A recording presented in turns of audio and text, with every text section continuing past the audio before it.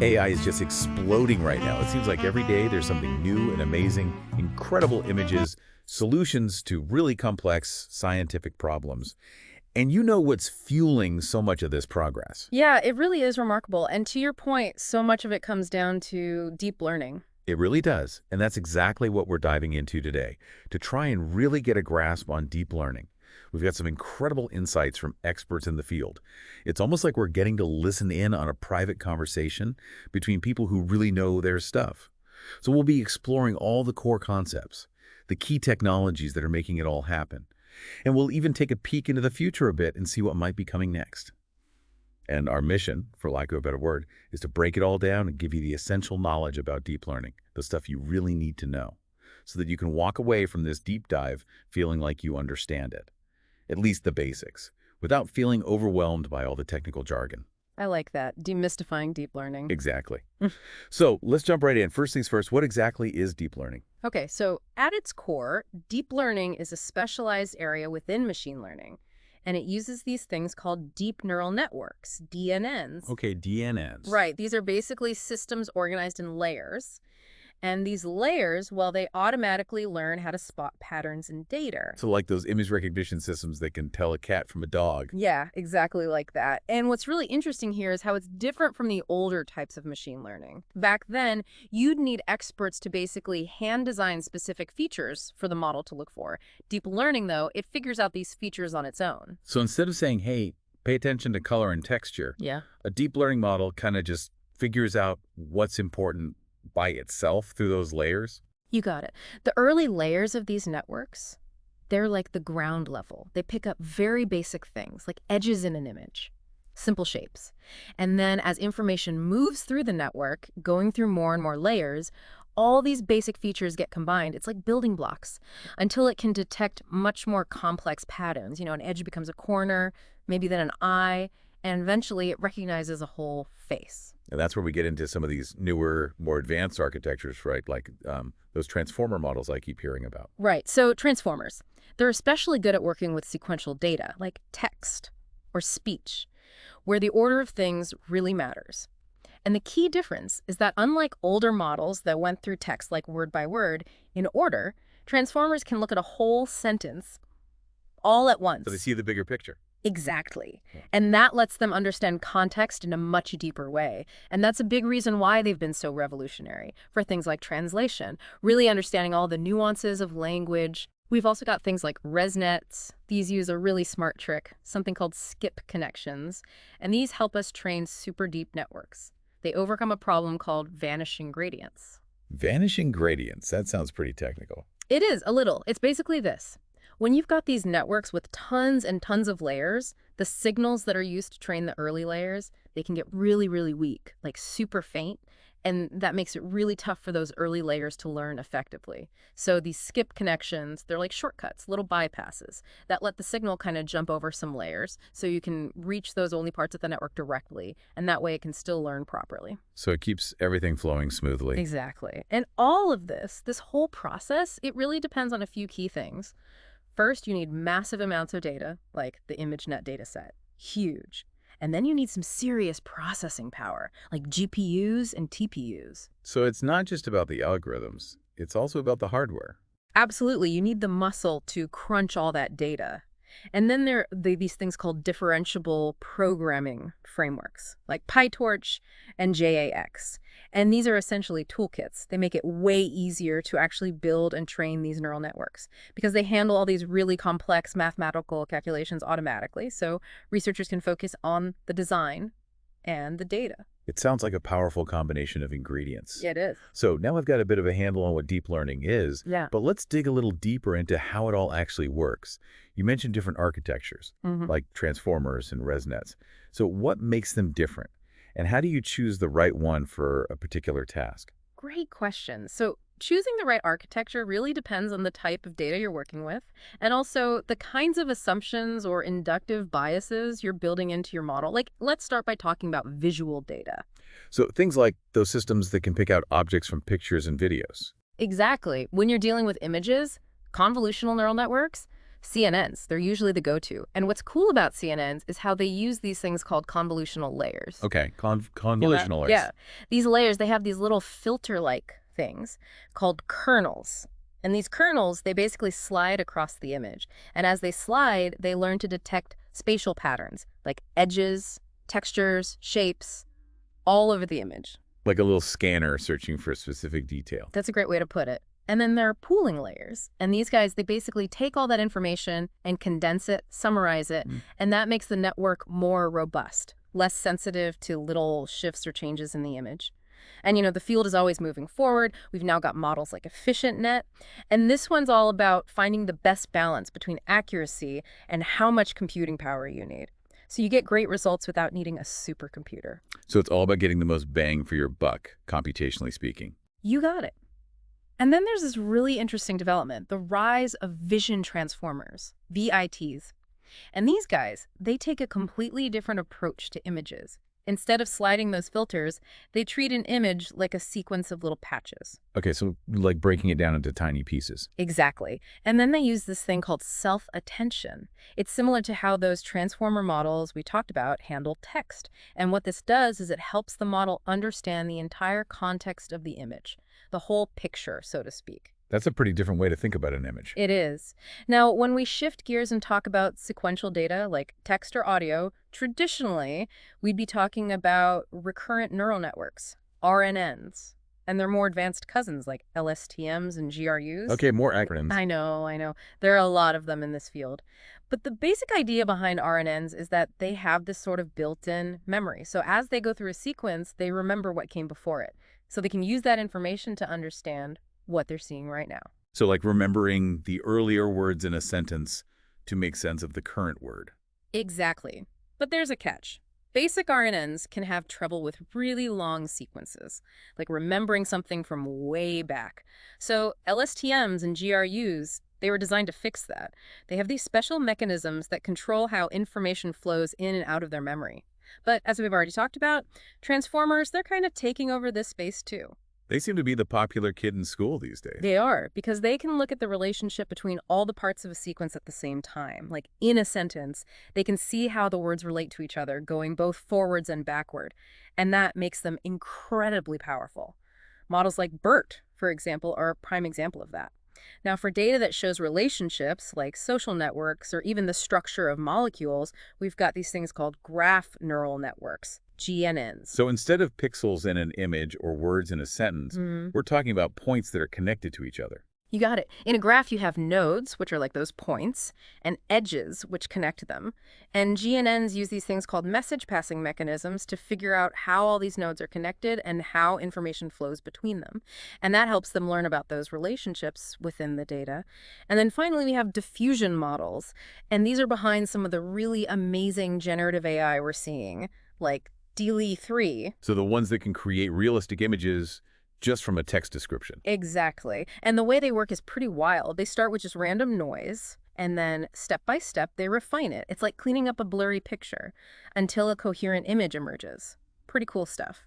The main point here is that the architecture you choose, it's closely tied to how your data is structured, and also the kind of assumptions you need to bake into your model to solve your problem, whether it's the spatial relationships in an image, the sequence of words in a sentence, or the connections in a graph. It all matters. It sounds like choosing the right architecture is kind of like choosing the right tool for the job. Absolutely. Okay, so we've got the framework, the architecture. But what about those individual neurons within the network? What tells them when to activate? That's where these activation functions come in, right? You nailed it. Activation functions, they're crucial. They're like the decision makers for each neuron. And what they really do is introduce this thing called non-linearity into the network. Non-linearity. Right. It sounds complicated, but without it, even a super deep neural network would basically just be a simple linear function. And that would really limit what it could learn. Because the real world, it's not linear at all. So activation functions are what make it possible for these networks to learn those really complex, intricate relationships in data. Exactly. And there are a bunch of them, each with its own strengths and weaknesses. Like ReLU. That stands for Rectified Linear Unit. It's been super popular, especially in those hidden layers of the network. It's computationally efficient, meaning it doesn't take forever to calculate, and it helps keep those gradients stable during training. But it does have this potential issue, something called the dead neuron problem, where a neuron can basically get stuck and it never activates no matter what the input is. That doesn't sound good. A dead neuron. No, not really. Then there's GELU, the Gaussian error linear unit. This one's used in models like GPT. It's a bit smoother, more probabilistic. And some research suggests it might lead to better overall performance. Oh, okay. Interesting. Then you've got Swish. It's got a bit more of a complex math formula. It uses the sigmoid function, but it often works better than ReLU, probably because it still allows a little tiny response, even for negative inputs. So it's not just a simple on or off switch. Not entirely. And then in that final output layer where you're dealing with multiple categories, like, is this image a cat, a dog, or a bird, you'll often see something called the softmax function. Okay, softmax. Right. It takes the raw scores from the network, what we call logits, and turns them into probabilities. So, there's an 80% chance it's a cat, a 15% chance it's a dog, and a 5% chance it's a bird. And there's this important idea tied to that, logit calibration. It's basically about making sure the model's confidence actually matches how often it's right. Think of it like a weather app that says there's a 90% chance of rain every day, even when it's sunny. So it's about making sure the AI isn't overconfident. Exactly. And for situations where you just have two outcomes, like yes or no, you might use the sigmoid function. But for training, there's this other function, BCE with logits loss, that's often preferred. It helps make things more stable. And looking ahead, there's some really cool research happening with what we call learnable activation functions, like PAU. And the idea is that the network itself actually learns the best activation function during training. So it's like the AI is designing itself. In a way, yeah. And that could be a huge step forward. Fascinating stuff. So we've talked about the architecture, the individual neurons. Yeah. But how do these massive networks actually learn from data? That's where training optimization comes in, right? Right. Optimization is at the heart of how these networks learn. It's like finding the best settings for all the connections in the network so that it can make the most accurate predictions. And it involves some pretty sophisticated techniques. Like what? Okay, so one of the most widely used optimizers today is AtomW. AtomW, got it. It's basically an improved version of the older Atom optimizer. And the big improvement is that it separates this thing called weight decay, which helps prevent the model from overfitting to the training data from the core weight update process. And this often leads to better generalization, especially in those transformer-based models. So it's less likely to just memorize the training data and can actually apply what it learns to new data. Exactly. And then there's LB, layer-wise adaptive moments for batching training. This one was made for training really huge models with tons of data being processed all at once, like the original BERT model. It basically adjusts the learning rate for each layer individually, and that can make a big difference in these giant networks. So different parts of the network can learn at their own pace. That's it. And it's not just about the optimizer itself. Learning rate schedulers are super important too. Techniques like cosine annealing. Used in models like ULOV 7, they gradually decrease the learning rate over time in a cyclical pattern. And this helps the optimizer avoid getting stuck in those little valleys in the error landscape. And it helps it find a better overall solution. And then there are even more computationally intensive methods, like shampoo. This one tries to use information about the shape of the error landscape to make more informed updates. It's like trying to find the quickest route down a mountain. Some methods just take small steps. Others try to map out the whole terrain to find a more direct path. Exactly. That's a great way to think about it. But those more sophisticated methods, they can be much harder to compute. And then on top of all these optimization algorithms, there are all these system-level improvements that are crucial when you're training these massive models, like gradient clipping. This helps prevent things from going haywire during training, and mixed precision training that uses a mix of different precision numbers to speed up calculations and save memory. And then with these huge data sets and models we work with, it's basically impossible to train them on just one computer. So you need distributed training, spreading the work across multiple GPUs or even entire clusters of computers. And tools like DeepSpeed and FSDP make that possible. It's amazing how much work goes into just teaching these models. It's like a whole science in itself. It is. So we've covered a lot of the underlying technology, but let's shift gears and talk about what people really care about. Where is deep learning having a real-world impact? Yeah, that's the exciting part. This is where it all comes together, and we're seeing it across so many different fields. Like in computer vision, we've got Tesla's autopilot system that Hmm. uses these super sophisticated architectures like hydronets, and these are built for multitask learning. So the car can basically perceive and understand its environment all at the same time. So the car can see and make sense of its surroundings in real time. Exactly. And in natural language processing, NLP models like ChatGPT are completely changing how we interact with computers. Yeah, it's crazy how quickly those conversational AI models have become so good. It is. And then in healthcare, the impact is profound. AlphaFold 2, developed by DeepMind, this model uses an innovative architecture to predict the 3D shape of proteins, and Hmm. it does it incredibly accurately. And this is huge because figuring out a protein's structure used to be a huge bottleneck in drug development. AlphaFold has basically given us this incredible tool to understand the building blocks of life, and that's speeding up the process of developing new medicines and even helping us understand basic biological processes. And even in robotics, companies like Boston Dynamics, they're combining deep learning with traditional control systems to create robots that can move and adapt in ways we've never seen before. Their robots are pretty mind-blowing, the stuff they can do. Yeah, it's really remarkable. So looking ahead, what are the big challenges that deep learning still needs to overcome? And what exciting new directions might we see? The field is advancing so quickly, but there are definitely some big challenges, like energy efficiency. Training these massive models can take a huge amount of energy. Like training something like GPT-3, it's estimated to have a significant carbon footprint. So there's a lot of interest in green AI, finding ways to make these algorithms and hardware more efficient. To making it more sustainable. Exactly. And then there's this fundamental issue of causal reasoning. Right now, these models are great at spotting correlations in data, but they often struggle to understand actual cause and effect. Like, just because two things happen together doesn't mean one causes the other.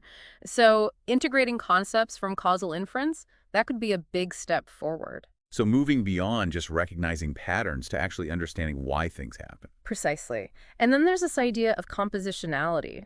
Humans, we're great at taking concepts we already know and combining them in new ways to understand new situations.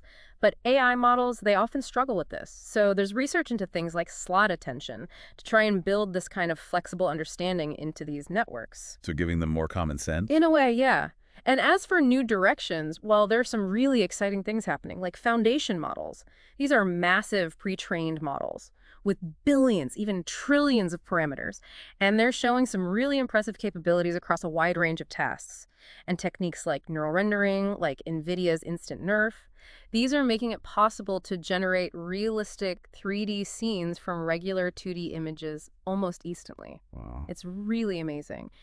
The overall trend seems to be towards a future where deep learning is not just more powerful, but also more efficient and capable of a much deeper understanding. This has been a fascinating deep dive. We've gone from the basic definition of deep learning to all the complex details of architectures and activation functions.